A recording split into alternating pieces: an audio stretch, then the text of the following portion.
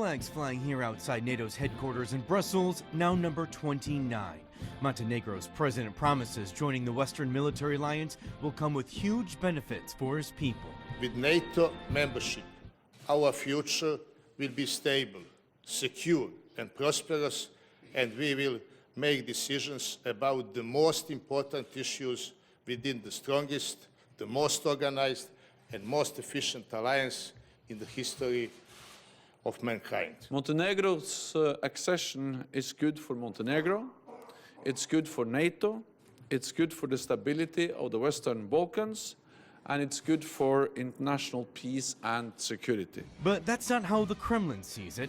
Russian President Vladimir Putin claims a bigger, stronger NATO is simply a tool of U.S. foreign policy to keep Moscow in check.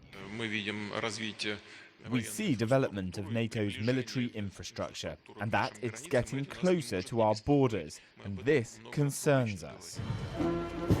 But NATO generals say expanding and stationing troops close to Russia's borders is a necessary step to reassure Eastern European allies worried about possible Russian aggression. Security experts say one problem facing NATO right now is a European population split in opinion over how much of a threat Russia really poses. Mediterranean states will see mass migration and terrorism as much more of a threat than Russian tanks rolling into their capital.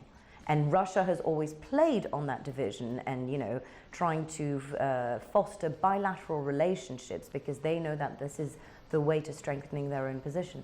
And then there's U.S. President Donald Trump. Security analysts say he greatly undermined the alliance last month when at a NATO summit he declined to explicitly voice support for Article 5 that states if one NATO country is attacked, all must respond.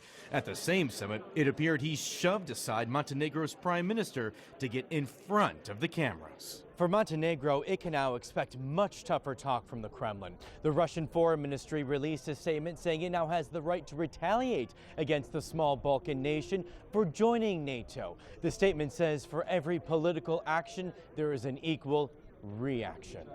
Kevin Uzbek, CGTN, Brussels.